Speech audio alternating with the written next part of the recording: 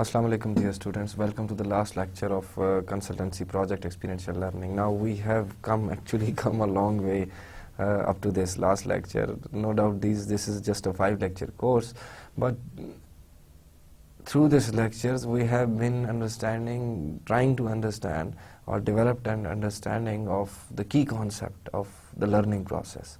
We started with the theories of learning. We started with the definition of courses, the definition of learning, then we turned to the theories of learning, and in the last lecture actually we discussed 3 theories of learning. The first one was social constructivism. Social constructivism actually is based on that individuals use metacognitive abilities to ensure their learning process.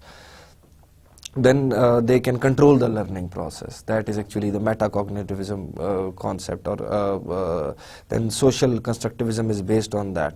Then another theory that we discussed was multiple intelligence theory, that individuals possessed 8 intelligences inside them, and by birth, they are born with those 8 intelligences. Intelligence is about their being body smart, being word smart, being visual smart, being people smart, being music smart, having interpersonal skills, having intrapersonal skills, about knowing themselves, and so all these capabilities an individual is born with. How the social constructivism theory and the multiple intelligence theory are related to metacognition.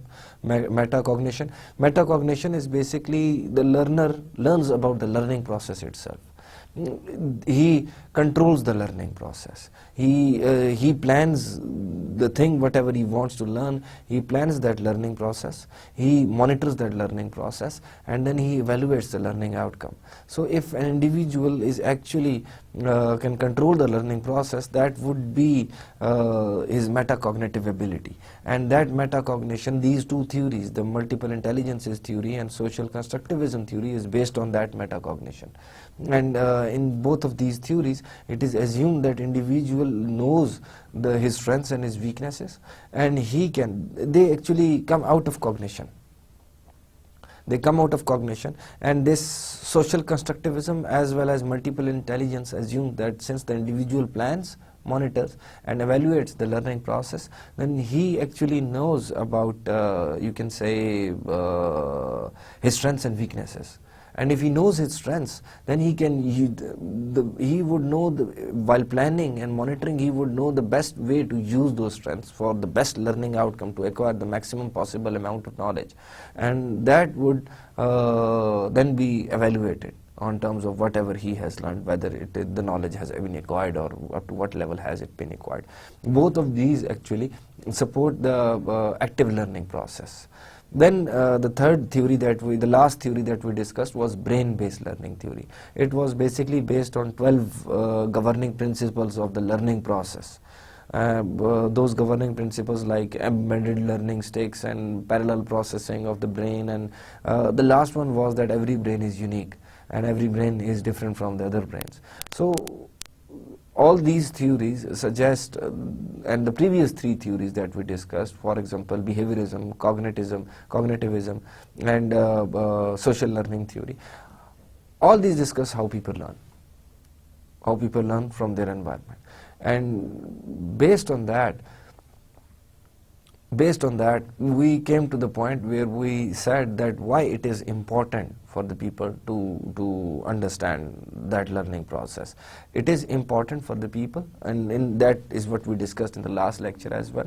It is important for the people and the learners as well as the educators to know the beliefs about their knowledge, then to know about beliefs about the learning process, and then also to align all of these 2 with each other, and then align them with the third aspect, the strategy that is to be practiced for the learning, to acquiring of knowledge. So this knowledge, this knowledge itself is important for the learner and the educator.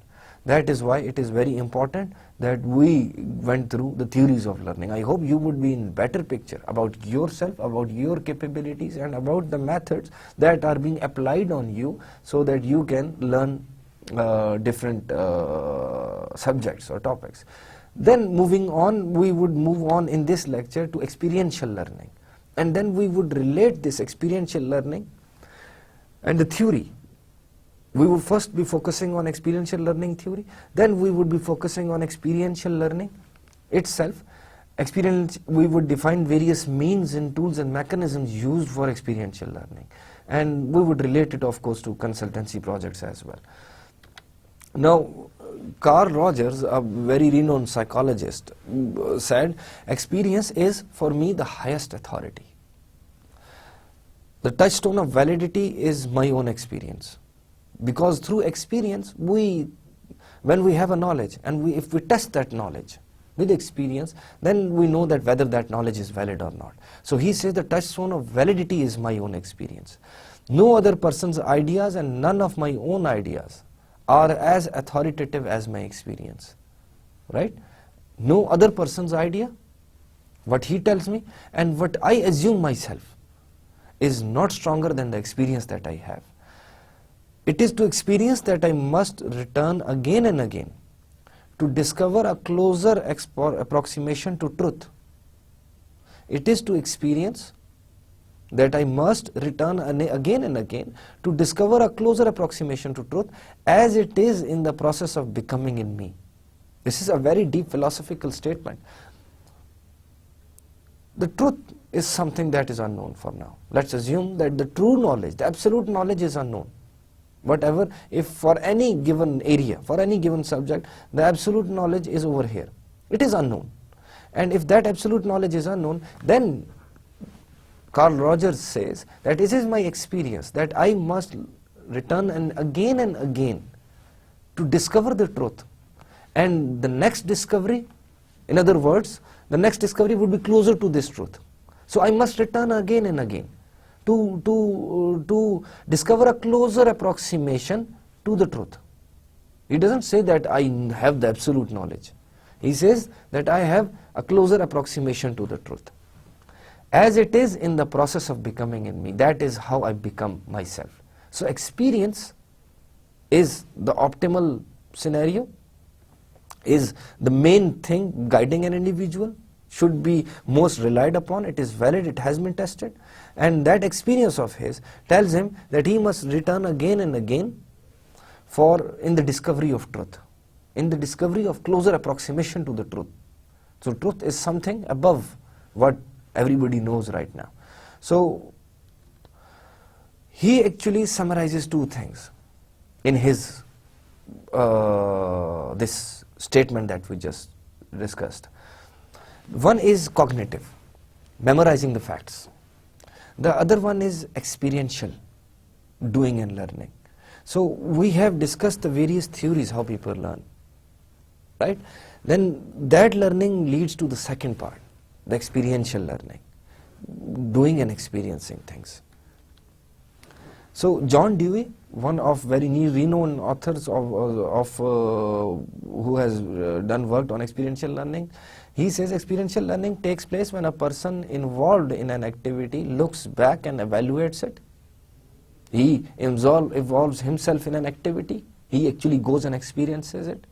He evaluates his experience. He looks back and evaluates his experience, determine what was useful or important to remember. This is about now we have discussed the theories of learning. Now we are talking about the tools of learning. Experiential learning is talking about the tools of learning, right? So we are saying, actually John Dewey is saying that experiential learning takes place when an individual involves himself in an activity. Then after that activity he looks back at it and he evaluates it. And then he says what is important to remember. Out of whatever I have experienced, what is important to remember, what knowledge do I acquire out of it, and uses this information to perform another activity. Our everyday life goes on like this. We experience one thing, we get knowledge from it, and then we do something else. Then we do another thing, then we do another thing. And from every past activity, we learn something. From this lecture, you learn something. Then you move on to the next lecture, and you apply that knowledge. Even these lectures have been very systematic. The fifth lecture, up till this fifth lecture, the lectures have been very systematic. We learned about the learning itself. Then we got to the theories of learning in 2-3 lectures. And now we are at the experiential learning, which banks upon those theories, but it is another horizon to explore. And so does our whole life. We learn from our experience, we have an experience, we get into an activity, then we evaluate what were the pros and cons, what were the benefits, whether we want to repeat it again, and we use that knowledge out of that experience for another activity or the same activity next time. So, experiential learning, the learner is a participant rather than a spectator in the learning. It is not the classroom environment. You actually go and do it to learn. Experiential learning occurs when carefully chosen experiences are supported by reflection, critical analysis and synthesis. That is important. That when you have an experience, then you go and evaluate that experience thoroughly. You reflect upon it. You critically analyze that experience. You critically analyze that experience and you take out important information out of that experience to use it, to gain knowledge. Learning must have present as well as future relevance for the learners and the society in which they will participate. Whatever information you take out of that experience must have relevance for you, for your present, for your future, and for the future of the society as a whole. That is experiential learning. The results of the learning are personal and from the basis for future experiences and learning. Whatever you learn today, the experience that you have, from that experience you gain some knowledge.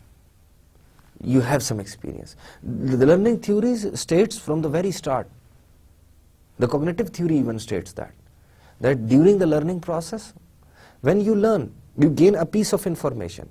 That you connect that information on your existing knowledge. So every interaction you have makes what you are. That is exactly what John Dewey was also saying. That it makes me what I am today, in other words, something like that.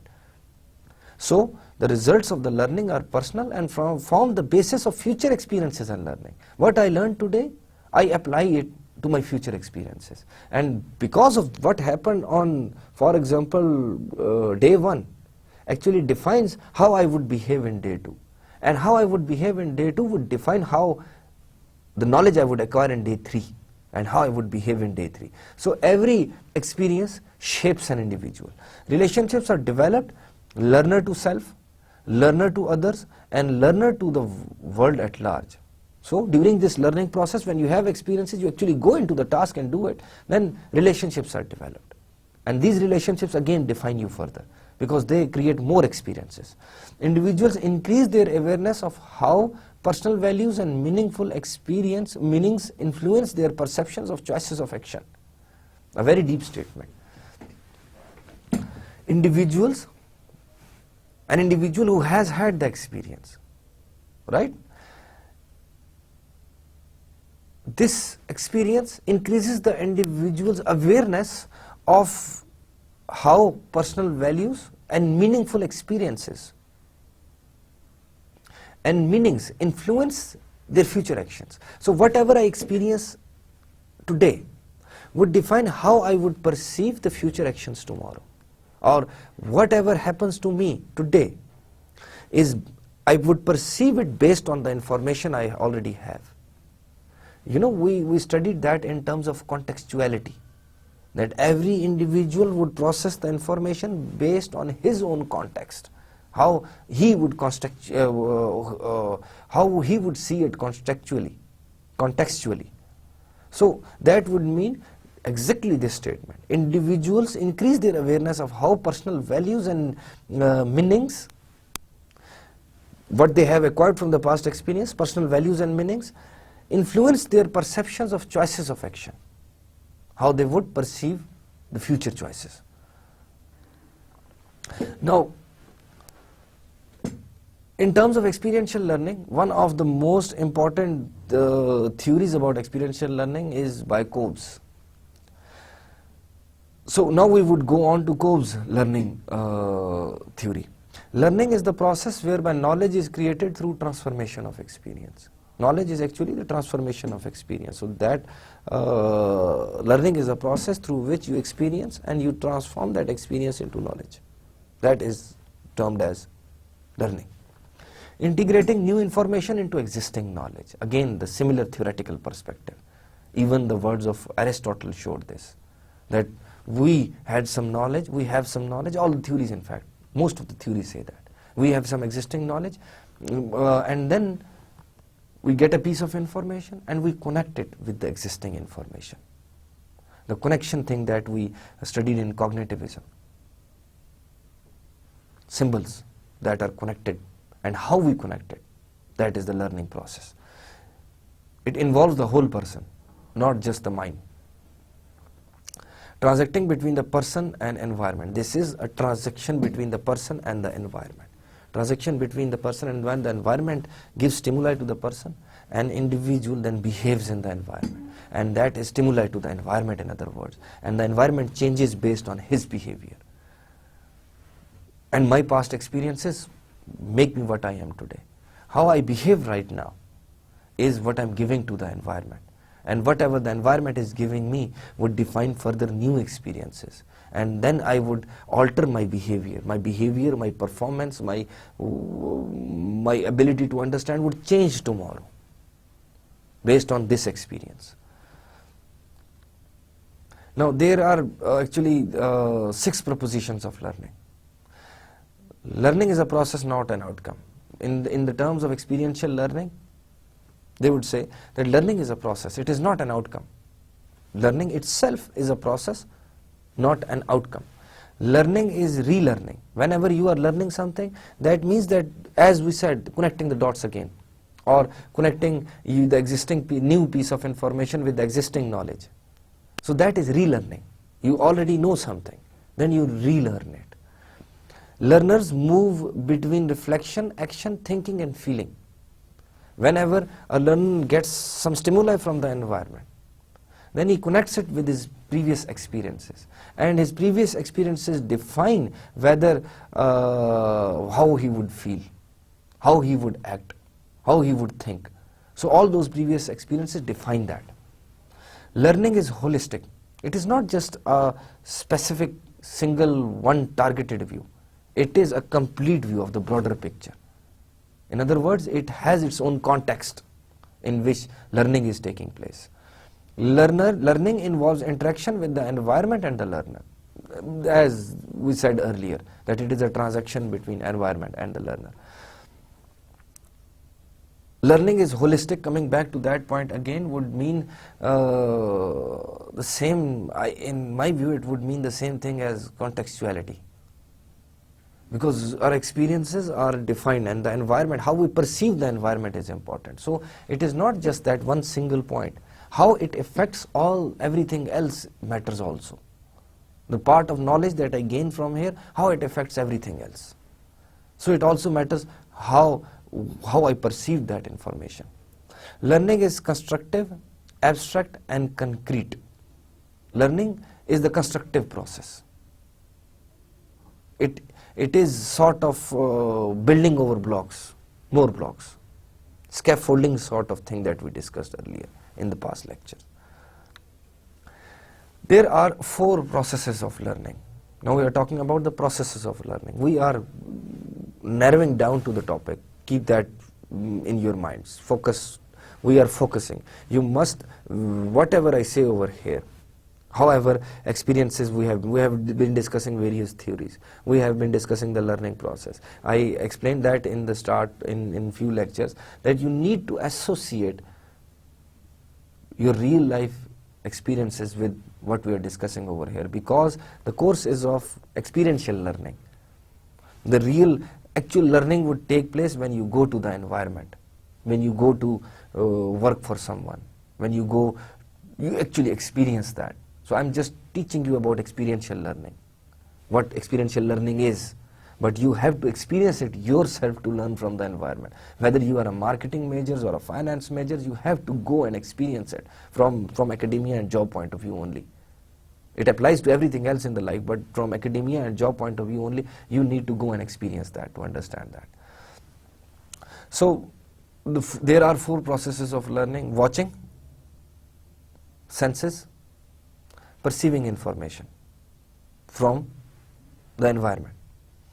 Watching, it not only means just looking through the eyes, but it also means having your senses, using your senses, hearing, listening, feeling, all those senses.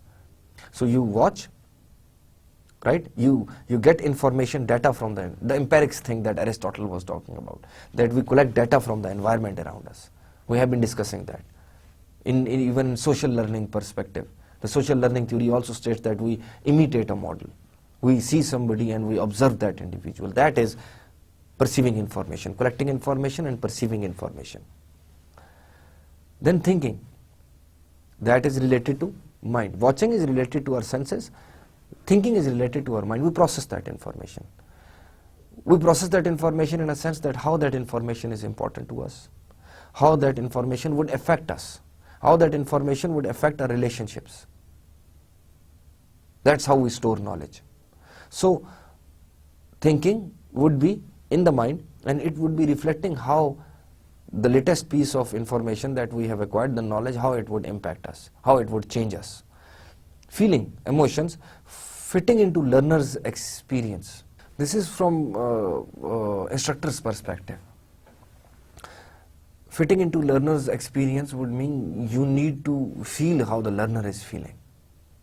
The instructor needs to see how the learner is observing things, what the learner is experiencing. Then doing. That is another process of learning. You actually do to learn. You actually act. You actually experience the things. Not just theoretical, but you actually experience the things. So there are 4 processes of learning. Watching, using the senses, perceiving information, you learn through that. You think. You process the information that you already have. You learn through thinking, processing that. Feeling. You observe the learner and you feel how learner is feeling. That is how you can learn. And then doing. Actually getting into it and experiencing the process, doing it with your hands, doing it yourself. There are 4 learning stages basically in the Kolb's model. There are 4 learning stages. Number 1 is concrete experience. Number 2 is reflective observation. Number 3 is abstract conceptualization. And number 4 is active experimentation. All those 4 learning processes that we discussed in our slide would be related to them somehow. You would see that. Watching, thinking, feeling and doing. Watching is observing, right, using your senses. Thinking is reflecting on the information that you have. Feeling is having the emotions to fit into learners' experiences. And doing is actually doing with your using your muscles. So there are 4 learning stages. Concrete experience, reflective observation, abstract conceptualization and active experimentation. Let us define all of them. Concrete experience, doing or having an experience. The first stage of learning. Having an experience. Actually go and do something. For example, the first time I sat before you guys to deliver this lecture, this course, that was an experience. I come over here and I deliver the first lecture. Whenever a teacher meets the faculty, the students for the first time, that is an experience. You need to reflect on your own. Think of something. As I said, that you need to associate all of this with something in your own life to actually understand the concepts. I want you to understand these concepts. Concrete experience is when you have an experience. You go and do it. For example, car driving. Go and drive it. That would be concrete experience. Right? So then there is reflective observations. Reviewing or reflecting on the experience. You have had the experience. You have driven the car. Now go and think over it. What did you learn out of it? What was the outcome of doing it? What was the purpose of doing it? What are the benefits of doing it? What are the pros and cons, in other words? And what went wrong? What went right? All that knowledge. Thinking over it. Processing your experience without ignoring anything. Processing all your experience. Reviewing or reflecting on the experience. You have had the experience. And on the second stage, you reflect on that experience. Just like we say that we reflect on our life. Maybe I would sit back someday and reflect over my life, whatever I've learned throughout my life. You just heard my statement and then you reflect over it. What did he say? For the first time you opened this video and you started it. Then you closed it and you reflect over it. What were the benefits? What was he saying? Was he saying something concrete? Was he saying something ambiguous? You had a learning experience, so you should go and reflect on it. So think of anything that you have recently had experience of something new. For example, let's assume I drove for the first time. I drove a car for the first time. For example, I bought a new mobile phone. For the first time, assuming. So a mobile phone for the first time, that is a new experience for me. So now I reflect on that experience. How it felt to use that mobile phone, how it felt to drive that car, how it felt to actually use that phone, what were the pros and cons, what were the benefits that I had, what did it consume too much of my time, does it, like, can I do it anymore, was the experience valid? So you draw knowledge out of it. You actually see the points that are important and you store those points in your mind. That is reflective observation. Then is abstract conceptualization. Concluding, because that was reflection. Having an experience, then thinking over that experience, then concluding out of those experiences. You point out certain things, that this is what I learned from it. Elders always say that learn from your experience. Even if you fail, you learn something out of it. You see? So you should learn from your experience. Whenever you have an experience, that is concrete experience. Then you reflect over it. You think over that experience. And when you think over that experience, then you conceptualize it. You find out the points that, okay, this is what I learned from it. The actual knowledge that you have gained out of that experience. Then comes active experimentation. Planning or trying out what you have learned. You have, first of all, you have had the experience. From that experience, you reflect on that experience. From that, you conceptualize it, abstract conceptualization, taking out the learning part of it, and then using that learning part. For example, somebody goes to drive the car for the first time. And what they see is that if they drive it and they hit the car, they had an accident, a minor accident. Let's assume for now that they had a minor accident, they hit a wall, for example, right? Then they come back and think over it. What happened? How was the driving experience? I was driving fine. It was going in the right direction. I could understand, I could manage the stick. It was not an automatic, it was a manual, so I drove. If you turn right, it would turn right. If you turn left, it would turn left. Simple as that. If you want to stop it, you hit the brakes. All that stuff. And then think over it. Then I hit the wall. Why did I hit the wall? Maybe I forgot to brake. Why did I forget to brake? Maybe I panicked. Now, the second half is abstract conceptualization. I panicked. I did not hit the brake. The car was going fast. I forgot to brake, hit the brakes. I was panicked, and that's why I hit the brakes. Now I have learned something out of it.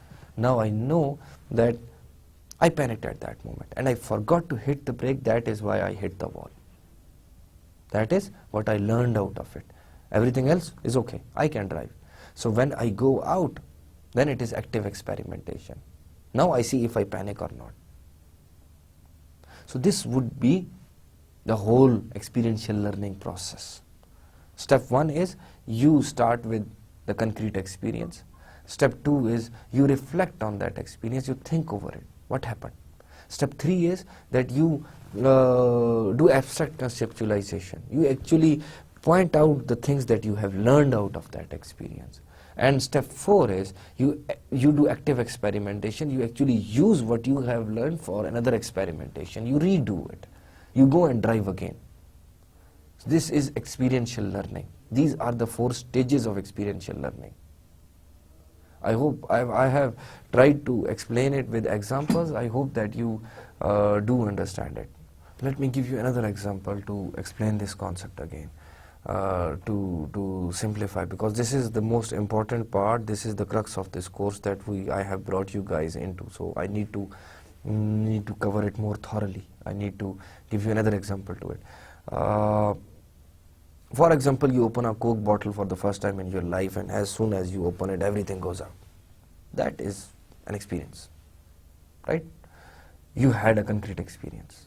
Now reflect over it. What happened? When I bought the Coke bottle, I was running, so the bottle shook in my hand and maybe the gas pressure built in, and when I opened it, it comes out. This is reflection, thinking over that experience. Then you do abstract conceptualization. What happened?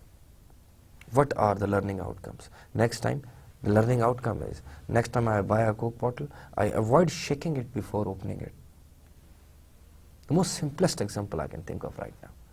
That is abstract conceptualization. Then do active experimentation. Go buy another bottle and then open it. It didn't spill out. Knowledge gained. Now I know that if I don't shake a bottle and I open it, it won't spill out. Simple example to explain the 3-4 stages of learning. Now, activities that support each phase of learning. Concrete experience, labs, observations, field work, trigger films, readings, problem sets, examples. When we go to a classroom, these are the things that give you concrete experience. You experience them actually. Labs, observations, field work, trigger films, readings, problem sets, examples. These are concrete experience. Then reflective observation. Keeping logs, journals, discussions, brainstorming, thought questions, rhetorical questions, all those are reflective observations. You reflect upon your experience, what you had. Then abstract conceptualization, what supports it? Lectures, reports, models, projects, analogies. All these things are related to abstract conceptualization. Active experimentation. Simulations, case studies, labs, field work, projects. These are active experimentations. Now, there are 4 stages of learning. Which stage do you think you would learn the most out of? Whether you would learn most out of lectures or reports, for example, or would you go and do active experimentation and you would learn the most? Or would you have a concrete experience and learn that? The first experience. And then, or you can go and reflect over it and then you can learn better. So every individual might learn differently. Each stage of learning might cause a different, the magnitude of learning would be different at each stage for every individual. So you need to reflect and think, what is the methodology or what is the activity out of these that supports you, that gives you the maximum knowledge. You need to explain that to yourself. Now this is a piece of information that I have given you. This is a slide that is in front of you, and you need to reflect over it and think about yourself. From which mechanism do you learn the most? Whether it is concrete experience or whether it is active experimentation, going in the simulations and going in the environment. Whether it is a lab or when you go to the office and perform that task actually. Whether it is reflective observation, keeping logs and journals and diaries and brainstorming and thinking, or whether it is all those materials which give the summary of that stuff, the learning outcomes, because lectures do deliver, reports do deliver the learning outcomes, what we have learned. So which mechanism is best supporting you?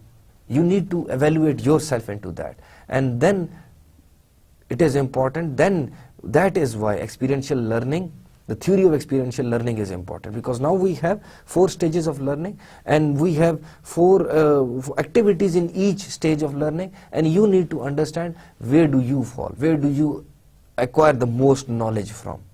You would go through all these stages, but one of these stages would give you the maximum amount of knowledge. Which one would that be? There are 4 learning styles. There are accommodators, there are divergers, there are convergers, there are assimilators. Let us discuss them all one by one. First of all, there are accommodators. They learn through concrete experience. Transform learning into abstract experimentation. Leaders, risk takers, needs a mentor, strength in doing, likes examples. These are the characteristics of those people who are accommodators. They are leaders, they take risk, they need a mentor to guide them, they consider that strength is in actually doing. Concrete experience. It is not about reflection. It is actually going into the first time you sit in the car and start to drive it. That is a concrete experience. So, leaders, risk takers, needs a mentor, a guide of course, and strength in doing, and likes examples. These are they might differ.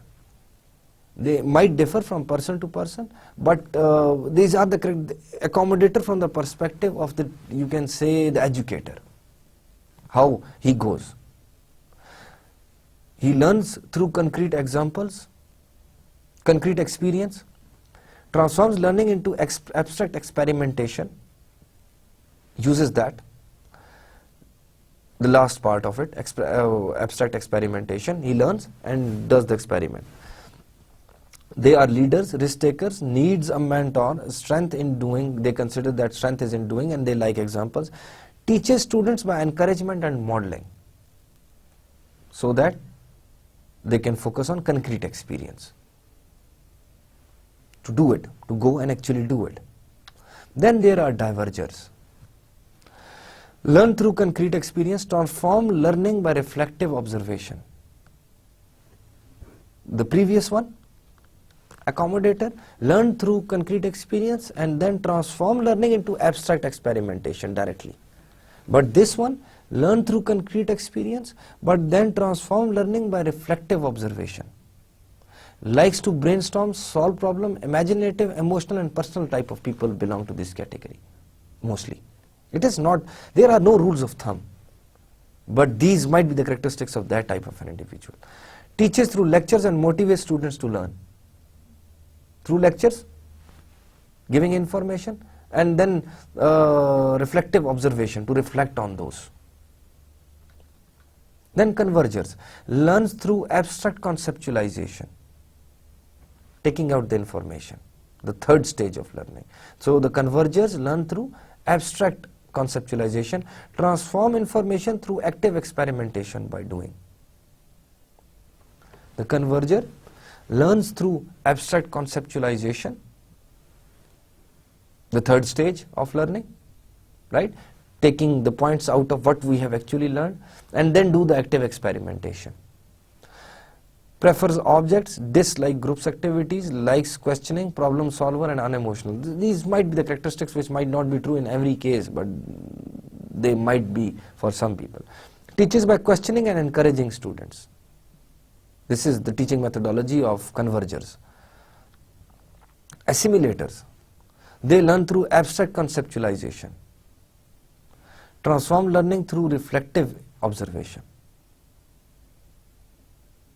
They learn through lectures and those type of methodologies and then reflect on those to keep the learning imparted in their mind, using stage 2, using stage 3 and stage 2. Likes reading, research, organizing, working alone, likes class calendar, all those characteristics that might be possible. Teaches students by lecturing and traditional classroom type of an environment, because they learn through abstract conceptualization, giving a lecture, not asking, you can say, questions and reflecting over it, reflecting themselves. So which learning style might you have? You need to assign yourself, and whether you are an accommodator, whether you are a diverger, whether you are a converger, whether you are an assimilator. So this is how experiential learning cycle of Cobbs look like. This is, there are accommodators who learn through concrete experience and then they move to reflective observation. There are divergers who learn through reflective observation and move to next stages. There are abstract conceptualization, there are assimilators who learn through abstract conceptualization. There are convergents who learn through active experimentation. So Cobbs' experiential learning cycle is this one. This is the theory of experiential learning cycle. We need to assign ourselves in one of these places, in one of these theoretical foundations, to learn about ourselves. so that we can gain maximum out of the experiential learning process. So after getting the basic understanding of Kolb's experiential learning cycle, let us move on to the process of experiential learning. How can you use, this was the theoretical foundation that we just discussed, with some characteristics of the learners or the teachers and various stages, an explanation of various stages, that how would you learn. In summary, you learn by concrete experience, then you should reflect over that experience, then you should conduct abstract conceptualization, take the learning outcomes out of it, and then you should use to get another active experimentation to use that knowledge for further application. And then how this theory is related to, for example, use of environment experiences for learning, constructivist learning theory, behaviorist theory. This is related to that, those theoretical foundations. Learn through social interactions, social learning theory. It is also learn through social interaction is also a part of it. Affective and cognitive dimensions of learning, humanist theory. You are reflecting, you are conceptualizing, you are actually experiencing, you are actually interacting. So this theory has similarities to all these theoretical foundations. And there is, of course, critique on this Kolb's learning cycle, that is, cultural considerations are not included. Different cultures and people in different cultures might behave differently. It has, up till some point, as per Smith 2001, it has little research support. Stages of learning may be sequenced differently. The sequence that we discussed, concrete experience, for example, then reflection over it, reflective observation, then abstract conceptualization, and then active experimentation. They might be different for some people. They might be sequenced differently in a different order. Does not apply in all types of learning situation. In all types of learning experiences, you cannot experiment each and everything. There are things that you cannot go and experience, for example, to learn about. You cannot actually experience that.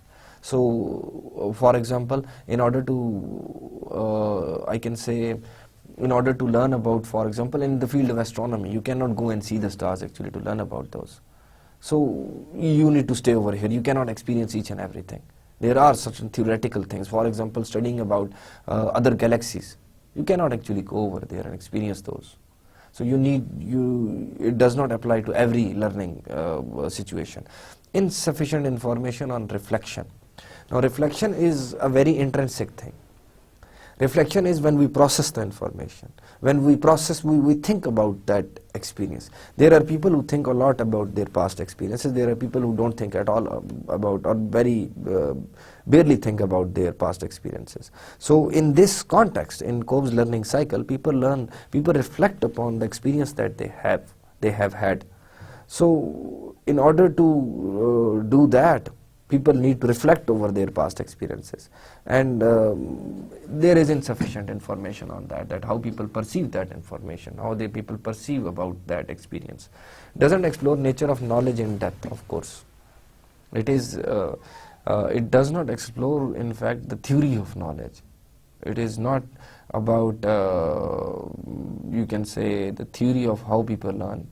It is a theory of how experiential learning might take place. So it is not in depth about the nature of knowledge. Then there is an experiential learning model that we need to discuss, because this is what everybody would be going to apply when they go for their consultancy projects, or whenever you have work-based learning scenario, you need to apply this. So the first step is to do the thing. The second step is to reflect on it, and the third step is to apply based on that reflection. So how can you do it? Number one is experience the activity, perform and do it.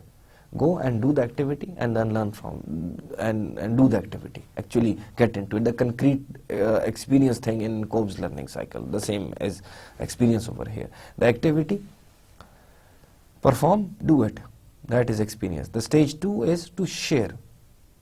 To share the results, reactions and observations publicly. Whatever you did, you experienced it, and you discuss that experience with other people. You share it.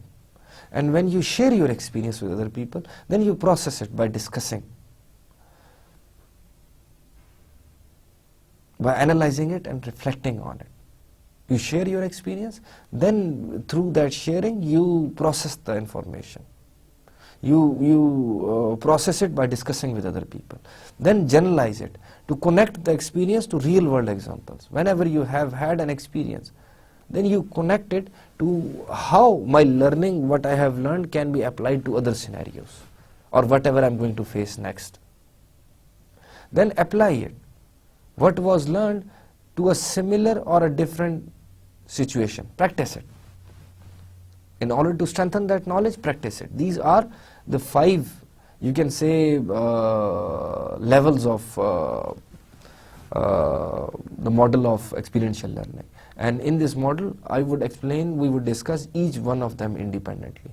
And then we would move on to our remaining lecture, which is what types of activities are there actually. Experience the activity, do it. Begin with a concrete experience that can be individual or group experience, but involves doing, actually going into that. Most likely will be unfamiliar to learner or first time activity. Can be a first time activity for you. Pushes learning beyond previous performance levels, because whatever you have learned theoretically, when you go and actually do it, you would learn a lot more. May be uncomfortable to the learner, includes the risk of failure, but that should not demotivate you. That's what I'm telling you generally. By if you're uncomfortable whenever you're doing something new for the first time, you are uncomfortable, but don't worry about it. And even if you fail, then try it again. That does not matter. Even if you fail, but then that is an experience too. Now think over it. So we begin with the concrete experience. Then we move on to share the reactions and observations publicly. When you have had the experience, get participants to talk about it, about the experience. So this would be like a classroom environment, right? I send every student to experience something. And then I encourage those students to talk about it, because when they talk about it, they would reflect it, they would share their observations, they would discuss feelings generated by that experience, they would talk freely and acknowledge ideas generated. That is what discussion should be encouraged in that. This would be the experiential learning model. Learn from the experience, come back, share your experience in a group, maybe publicly, and then discuss over it. Discuss how the experience was carried out, process it by analyzing the third level of experiential learning model. Discuss how themes, problems and issues are brought out by the experience. Discuss how specific problems or issues were addressed. Discuss personal experiences of members. Encourage the group to look for recurring themes. Now, when we would come to the consultancy project experiential learning part, the last part of this course, you would understand all of these. But the point is, just consider it that what would be experiential learning in a consultancy project. A group of students is sent to actually experience the work environment, and they are providing a consultancy to that organization, and XYZ organization has an HR, for example, sort of a problem, a marketing problem. They want to introduce a new product. They give consultancy project to the university, and university send 4 students to actually observe that under the supervision of a faculty member. Now, what would happen is that they would go over there, they would actually experience the environment. Then, okay, this is the product, this is the use of the product. They would go to the market, talk about the product, discuss it, whether it is going to be launched or not, what are the benefits and whatever they experience out of it. Then they come back and talk about it openly with their academic supervisor, with their faculty supervisor. Actually, this is done in many universities. So they would observe that. They would discuss over it publicly, share their experiences. Then they would process that, how the experience was carried out, how themes, problems and issues are brought out by the experience, how specific problems or issues were addressed, personal experiences of members. Encourage the group to look for recurring themes, to discuss that completely and analyze that together. They would of course have their own knowledge base before coming to this group, and own knowledge base based on theoretical knowledge, their life experience, and they would bring in that also. So with that discussion, solutions would come out. So now when it is requirement to generalize those, find general trends or common truths in the experience, identify real life principles that surfaced out of it, identify key items that were learned, the key learning outcomes, list key terms that capture the learning. The key item, the part of abstract conceptualization, this is related to that also. The key learning outcome out of it. So that this key learning outcome can be generalized. For example, in that same example that I am taking up with you, that is introducing a new product, that product is not related to our culture, for example, that you are trying to introduce. That is a learning outcome that you take out. That these types of products, whatever the category they are in, are not acceptable in our culture, for example.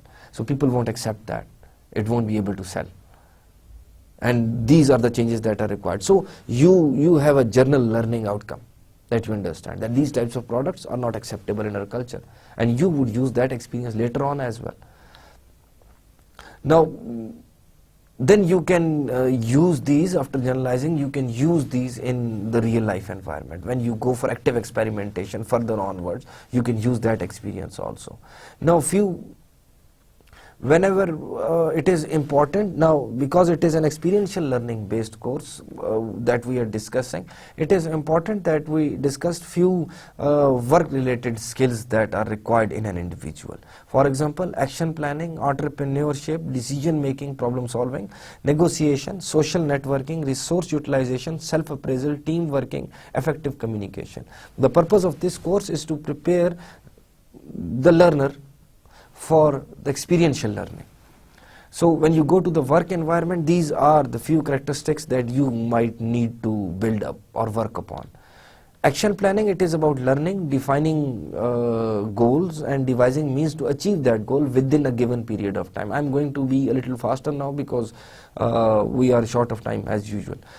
An action plan is comprised of specific tasks, what can be done and by whom it can be done, time horizon, when will it be done, and resource allocation, what resources are required to be allocated. So this is action planning, and that skill an individual needs when he go for a job. Entrepreneurship, the capacity and willingness to develop, organize and manage a business venture. Starting a business to produce profits by employing land, labor and capital and natural resources, all that. So entrepreneurial capabilities. Decision making capabilities, the thought process of selecting a logical choice from the available options. For example, purchasing a computer for the office. That is the most simplest example I could think of. Now that is a process. Define the problem, identify the decision criteria, allocate weights to the criteria, develop the alternatives, evaluate the alternatives and select the best alternative.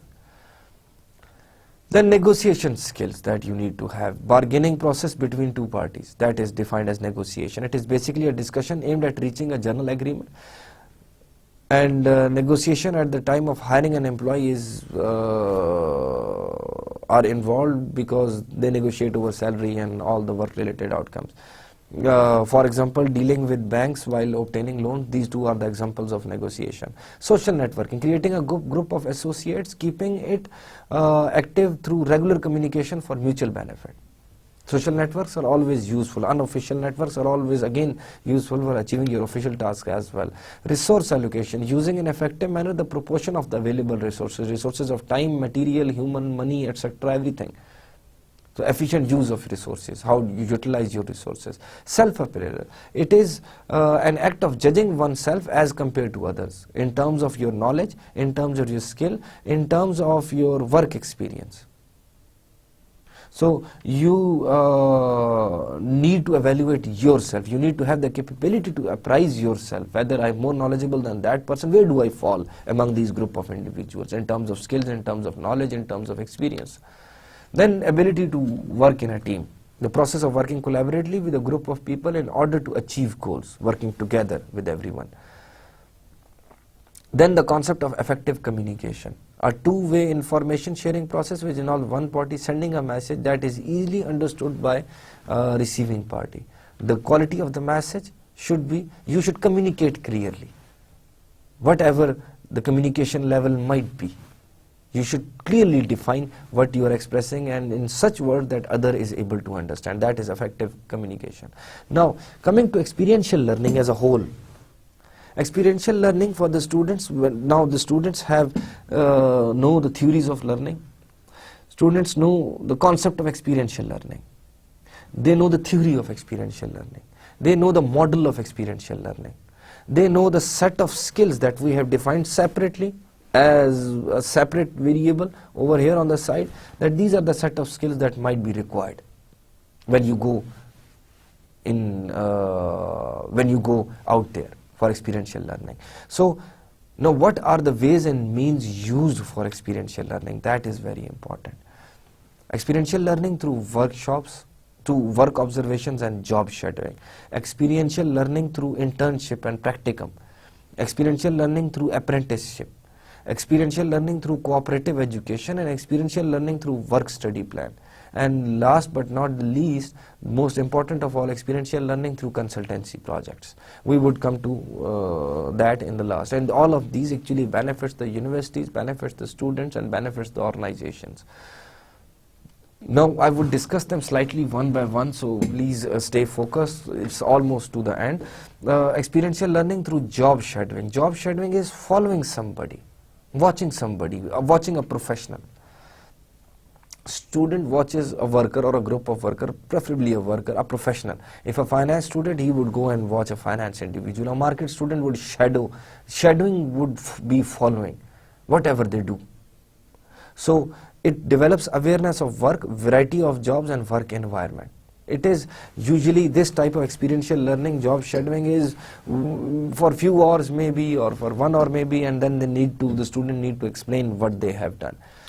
Experiential learning through internship. Students observe and participate in daily operations, develop direct contact with job personnel, ask questions about particular careers, perform certain job tasks. Internships may be paid or unpaid, that is something else. Work experience is directly related to the student's career pathway. Then apprenticeship. This is type of program typically occurs outside of the university setting. It is run by a business. It is mostly for, apprenticeship is mostly for a blue collar, by the way, for blue collar jobs. Incorporates both classroom instructions and hands-on learning. The apprenticeship is a common method utilizing a skills, craftsman, experienced person to train a new employee. That's why I said blue collar jobs, where the people actually work. For example, your knowledge of mechanical or carpentry or electrical or something like that, when actually applied with an experienced individual, and he trains you along the way.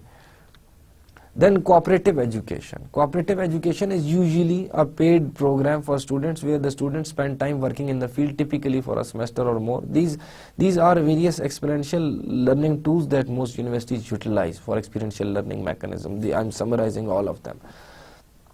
Co-ops are generally full-time and paid positions, generally, not always. The work done in the field is coordinated with classroom instructions. For example, Northeastern University, Boston, USA students participate in co-ops each year, and when they graduate, they have work experience on their resumes. So these cooperative education activities is sort of cooperation between the academia and the universities and the industry, where they take your students, pay them, and actually give them a learning experience and in a full-time work environment. Then work study plans. The work study program is designed to provide on-campus work experience for full-time students who require assistance. Mostly it is when the students need financial assistance. When students need to cover their educational costs, then students are hired while in the same institution where they are studying as a worker. So in this model, the student obtains a paid job in his or her field, but instruction is not directly supervised by the school, and job duties are not necessarily tied to the curriculum. It has nothing to do with the curriculum, just to support the student and to improve his resume. Work study plans exist in the universities where students give some services to the university, maybe finance or marketing or whatever type of sort of an internship thing, but in the university and in the same institution. That is work study plan. Then most important of all, consultancy project. A team of 4 to 5 students work as consultants to the sponsoring company. supported by a faculty advisor and an industry expert. There is an industry expert, an industry liaison and an expert, and there is a faculty advisor, and there is a group of 4 to, it can be 6, it is not like written in a book or a code book or law something, it is not a law, but usually it is 4 to 5 students. Now these consultancy learning projects work that the students works as consultant to a sponsoring company. A company and industry has a problem, maybe related to HR, maybe related to marketing. As I said earlier, that maybe they want to introduce a new product, maybe they want to change the price of existing product, and they want to maximize their revenues, for example.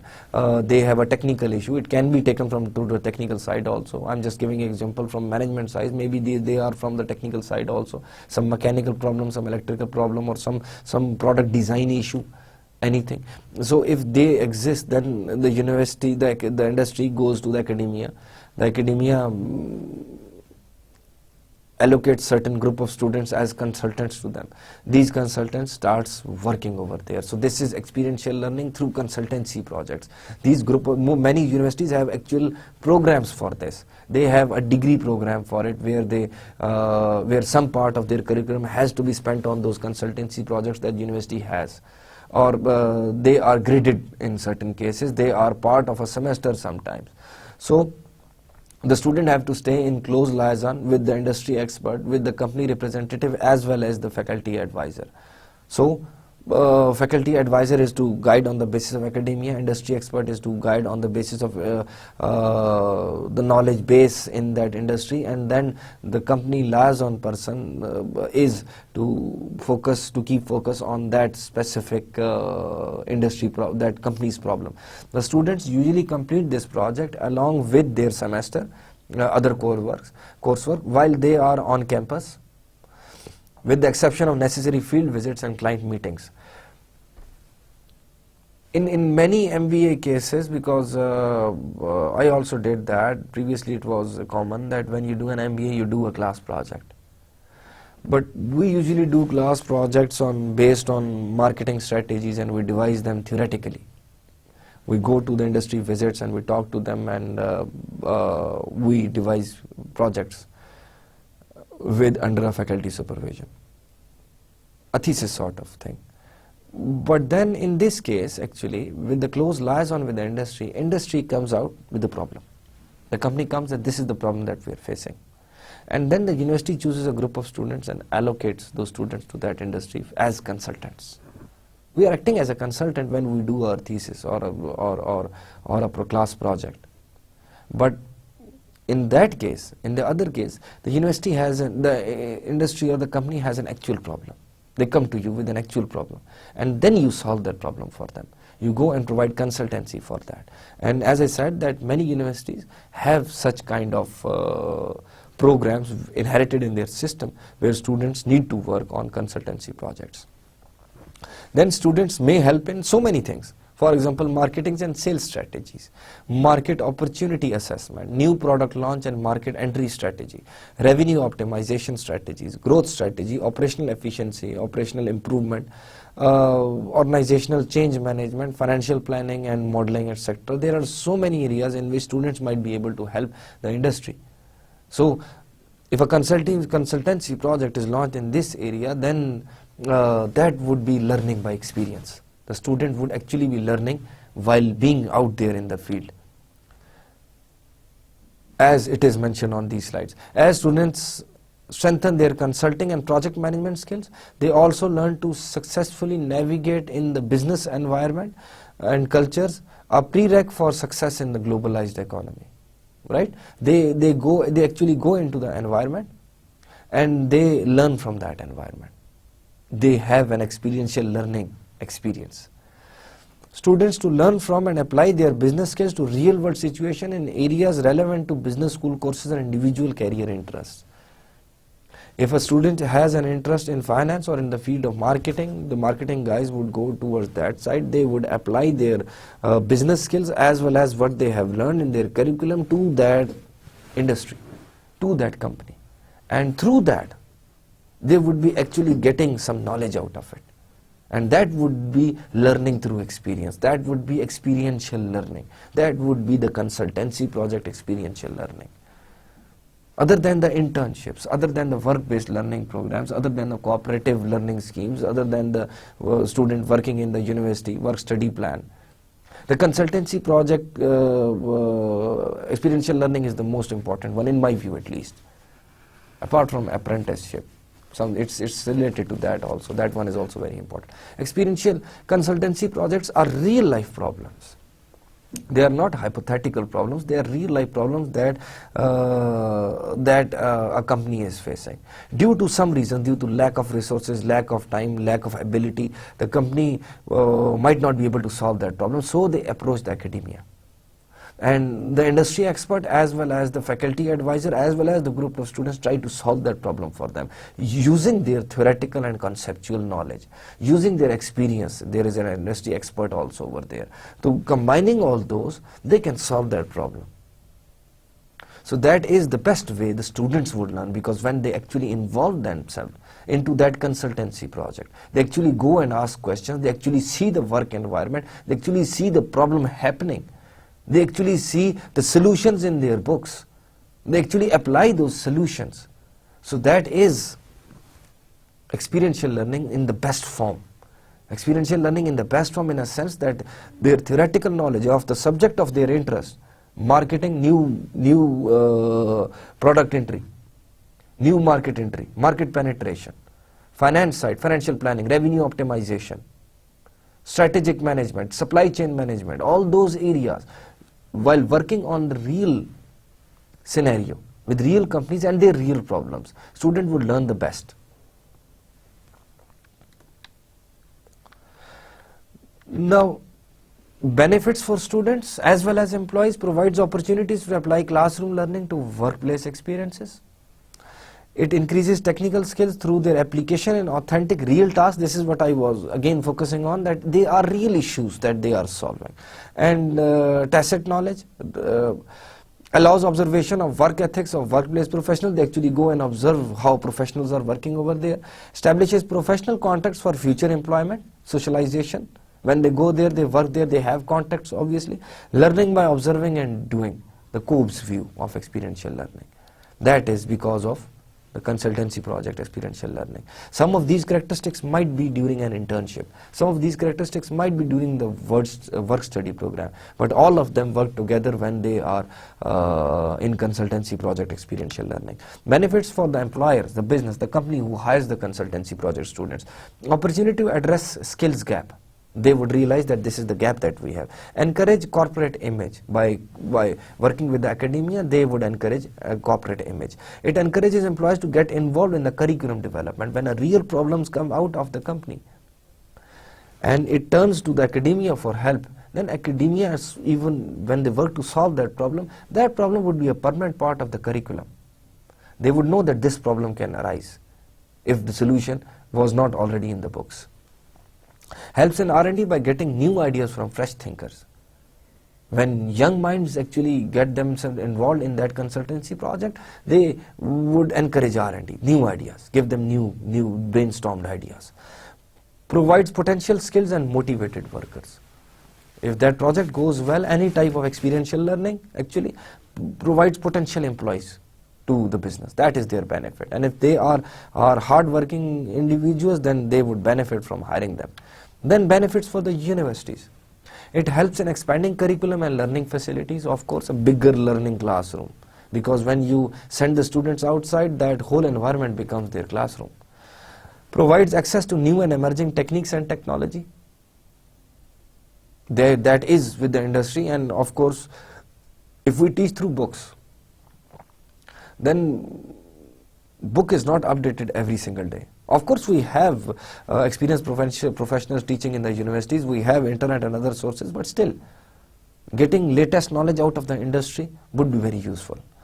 Makes education more relevant and valuable to the students when they realize that there is application of whatever we have learned. Then there is that would be more useful to them. Okay, at the end, we have covered from, I guess this is the end of this lecture. So we have covered from learning to theories of learning to experiential learning, through theory of experiential learning, and through actual how experiential learning can be used and it can take place, the means of experiential learning. How can we use experiential learning for the students? And specifically I discussed the consultancy project and showed a few benefits for the university, for the academia, and for the universities and academia, for the employers, the businesses, and for the employees and the students. That experiential learning, specifically consultancy project experiential learning, is useful for all of them. It would be the real learning. So in any case, now I would summarize I would start from the first lecture where we discussed the definition of learning, and we discussed that learning is actually a permanent change in an individual's behavior due to certain new set of information and knowledge, or permanent or persistent change in the performance or perceived performance or perceived behavior or potential performance. That is actually learning. Then we moved on and we discussed the various historical perspective, that what did Aristotle, Plato, and John Locke had to say about the process of learning. And we also discussed that learning is a process as well as a product in itself. Process because learning involves body and mind, and learning involves the society and organizations and everything around, and tools and means for learning, and output as well, because then that learning process creates something that you use further for having further experiences. So it is because you have new set of information, a new set of knowledge, then that is learning. And then we discussed various theories of learning. We started with behaviorism, which we discussed under classical conditioning and operant conditioning, and then we discussed cognitivism. Cognitivism came in 1960s and around 1950s and 60s against behaviorism, because it said that behaviorism ignores the human cognition part, because only in behaviorism the people learn from their actions, from their consequences. In operant conditioning, from punishment and rewards. In classical conditioning, from associating to stimuli from the environment. Unconditional stimuli and conditional stimuli, associating them and creating a conditional response. I wish I could explain all of that again, but only I would summarize and go through it. Then we discussed the social learning theories, which is said to bridge the gap between behaviorism and cognitivism. Behaviorism, social learning theory actually states that people imitate and observe from the environment to learn from it. Then we discussed the social constructivism and multiple intelligence theory. Multiple intelligence theory says that there are 8 specific characteristics related inborn intelligences in an individual. Intelligence, for example, an individual can be body smart, kinesthetic, individual can be visual smart, it can be word smart, he can be interpersonal, intrapersonal, music smart, all those characteristics. And the social constructivism also said that an individual can control the learning process. So both of these theories are based upon metacognition. Metacognition states that learner actually plans the learning process, he monitors the learning process, and he evaluates the learning outcome. He can control the learning process. So both of these theories are based on metacognition. Then we discussed the brain-based learning theory, which identified 12 governing principles which are based on for brain-based learning. But we don't need to go into depth of all that. Then from there we said that learning has 2 major types: cognitive learning, that you impart in the knowledge, and experiential learning. Cognitive learning is putting things in the memory, and experiential learning is going and experiencing and then learning from it. So we moved on to Cobbs' learning cycle, which had 4 stages. Cobbs' learning cycle said that go and experience something, concrete experience, then use that experience to reflect on it. Think what happened, that is reflective observation. Then abstract conceptualization meant that draw a learning outcome out of that reflection, and then go and do active experimentation to learn out of it. And then we moved on to, after discussing and later on somehow criticizing the Cobbs learning model, we moved on to the next stage, where we said that learning is by actually taking an activity into part, doing an activity, then discussing it out loud, sharing your experiences, then processing and having a discussion on those your experiences, all those that whatever, why had happened, then taking, generalizing, getting some concrete outcomes out of it, learning or knowledge nodes out of it, understanding it, then go to back to again utilizing that sort of an active experimentation again, going back to yes, active experimentation, doing it again. And after that we discussed what are the skills that are required for an individual to go out there to have an experiential learning, to actually work. Those were like negotiation skills, planning skills and all that. I discussed a set of skills that is required for an individual, just as a general thing that requires to be discussed. Then I moved on to various means and mechanisms that are used for experiential learning. After the theory of experiential learning, I came to various means and mechanisms which are used to which are used for experiential learning, and I discussed quite a few. For example, there was job shadowing, there was work study program, there was co-op program, there is internship program, there is apprenticeship program, and most of all, I said that most important of these is consultancy project experiential learning, that when students during their environment, other than the internship, other than for example work study programs or co-op program, the students actually go and solve a real life problem in a real life environment. That is, when the firms come up to the academia and say this is the thing that we need consultancy in, and the university sends a group of students with their relevant fields of interest, along with a faculty, supervisor and an industry expert to that area, and they all work together to solve that problem, provide consultancy to the industry. And that is how it benefits the students, it benefits the universities, and benefits the industry also. Or the company as well. So all of them benefit through using the mechanism of consultancy project experiential learning. I hope you got something out of all these lectures, and I hope you utilize them, but the most important thing is go out and experience something. Some of you might already be working, but with the knowledge of what knowledge is and what learning is, and align it with your goals. And that way you can learn in a much better manner if you understand what learning is, and if you understand what experiential learning and what knowledge is. I hope I have helped you guys in exploring all that. Best of luck and take care. Allah Hafiz.